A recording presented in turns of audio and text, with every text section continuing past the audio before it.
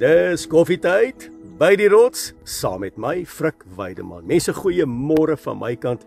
Ek groet jou op hierdie pragtige woensdagoggend, 'n nuwe dag wat ons Hemelse Vader in ons lewens kom toevoeg het, deur sy liefde en deur sy onnaspeurlike genade. Wat 'n voorreg om vanmôre weer met jou te kan gesels. En ja, ek hoop jy's met vakansie, en ek hoop jy lê nog in met 'n koppie koffie, 'n ou Jakobsie met 'n heuningkie in, en dat jy sommer net geseënd is, want jy het hard gewerk hierdie jaar.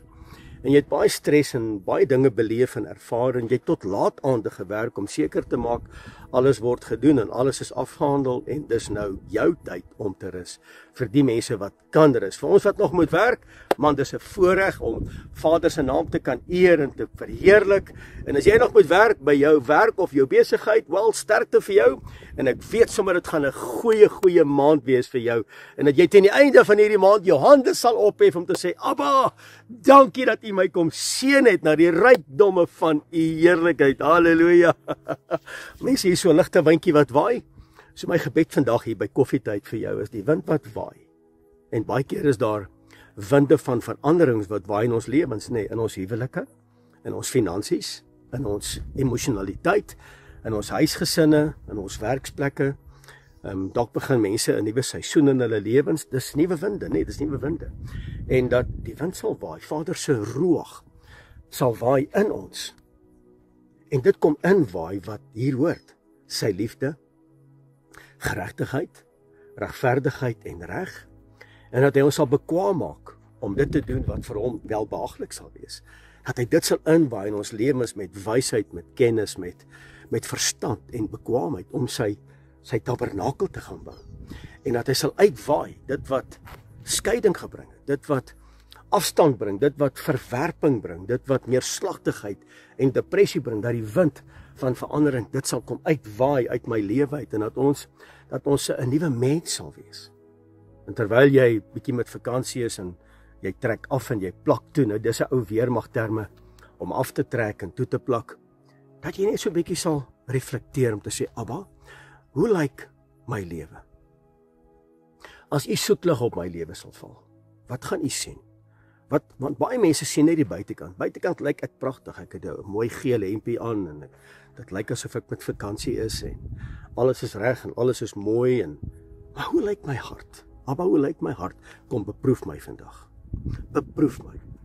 Abba, weerhou my van dit wat nie reg is nie. Dit wat vir U nie aanvaarbaar is nie. Abba, weerhou my van dit. My kind, dis jou verantwoordelikheid. Jy moet dit doen. Maar baie keer bid ons maar so, nê.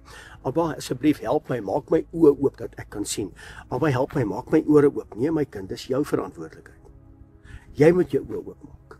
Hoe doen ek dit? Lees my woord. So terwyl jy met vakansie is, en terwyl jy bietjie inlê, vat die woord en lees dit. Sit bietjie die YouTube af, sit bietjie die reels af. Ek weet jy is met vakansie, maar vat bietjie die woord en sê, Abba, laat ek myself kan speel in U woord.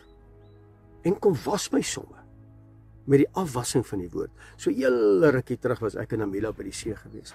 En toe ek so deur daai brander duik. Nou mense, ek hou van see swem en ek hou van hoogwater swem. Daai brander moet my mors. As ek so deur hom gaan, moet hy my sommer so omdop. As ek opstaan is en my uitgespoel het, moet alles vol sand wees. Ek love dit.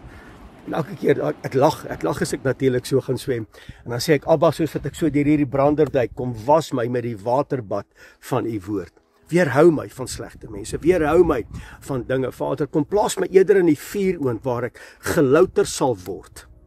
Waar ek gelouter sal word deur U woord, om afgesonder te wees. Vader, dat ek vandag die kers sal aansteek, die lamp sal aansteek om 'n ligdraer te wees vir U koninkryk. Ek kies om afgesonder te wandel. Ek kies om te lewe tot eer van U naam, om U naam uit te bring.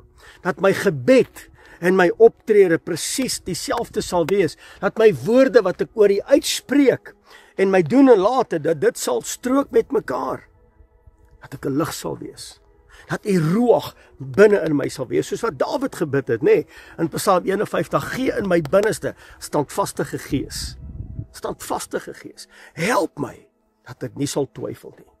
Verkeer het jy nie al gebid die afgelope jaar, en terwyl jy bid, dan bid jy, jy gebruik net woorde om so half Vader te beïndruk, maar jy doen nie wat jy gebid het nie.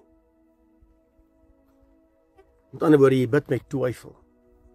En ek bid dat ek nie sal wankel nie. En deur die dag dan wankel ek. Ja, maar Frik, ek is net 'n mens. Nee, dis nie 'n uitklimklausule nie. Ek en jy moet vas staan. Standvastige hart. Standvastige gees.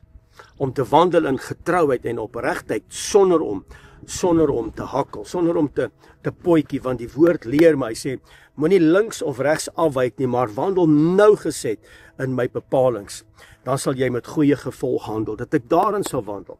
Maar dat ek nie sal twyfel in dit wat ek bid nie, dat ek nie sal twyfel in dit wat ek sê nie, dat ek sal vas staan met dit.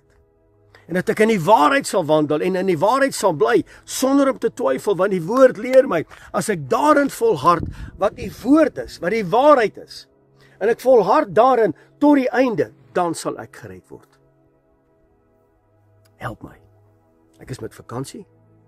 Dit beteken ek gaan die woord neersit nie, dit beteken ek gaan nie verder bid nie, inteendeel, dis nou die tyd. Nou kan ek verlore tyd inhaal met Vader. Ag nee, Frik, kom aan, ek is met vakansie man. Maar dis juist die tyd, mense. Spandeer tyd met mekaar. Ons moet nou nie stres nie. Jy moet nie dit nou gaan doen of dat nou gaan doen nie. Jy het nou tyd. Ek bedoel, jy lê nog 'n bietjie in vanoggend. Vat die tyd en spandeer dit en sê, Abba, hoe lyk my lewe? Help my dat ek my lewe kan restoreer. Abba, dis my verantwoordelikheid, maar ek het die genade nodig, ek het die inspraak nodig, ek het die wysheid nodig, ek het die kennis nodig, ek het die gees van God nodig om op my neer te daal, en dat ek nie weer sal vrees, want dis my belangrik. En wanneer ek bid tot U, dat ek nie sal twyfel in my gemoed nie, want die woord sê, as julle bid, en julle gee 'n opdrag in terme van die autoriteit in sy woord, en julle twyfel nie in julle harte nie, en julle glo wat julle gesê het, sal die berge in jou lewe skuiwe. Dit sal skuiwe. En die rede dat dit nog nie geskuif het nie, is omdat jy sê dit met 'n twyfel. Ag, dit gaan in elk geval nie gebeur nie. Ek sê dit maar net ter wille van 'n godsdiens gees. Nee, kom ek en jy staan op. Kom ek en jy staan uit vir die koninkryk. As jy vandag uitgaan, en jy gaan koop 'n draai roomys, geniet hom. Maar terwyl jy so loop en mense sien jou, dat dit uit jou sal uitstraal, dat die vlam van die menorah in jou sal brand. Want ons is die menorah met die 7 eienskappe van die gees, en ons is 'n tabernakel. Menorah, tabernakel, geleefde tyd in 'n krom en 'n verdraaide wêreld. Mense, ek sal heeldag met jou gesels hier by die rots, heeldag. En ek eer Abba, dat ons met mekaar kan gesels. Ek dank hom dat tegnologie nie met vakansie is nie, en meer nog, hoor gou hierso, hiermee gaan ek afsluit. Wanneer ons Jahwe die Almagtige aanbid, of dit nou 5 uur die môre is, of dit nou 7 uur is, of dit 10 uur, of 12 uur, of 1 uur, of 5 uur, of 12 uur vanaand, die Heilige van Israel sluimer of slaap nooit nie.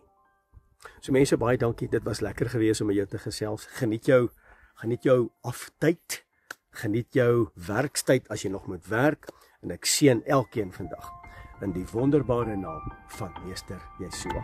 En my gees roep uit, halleluja.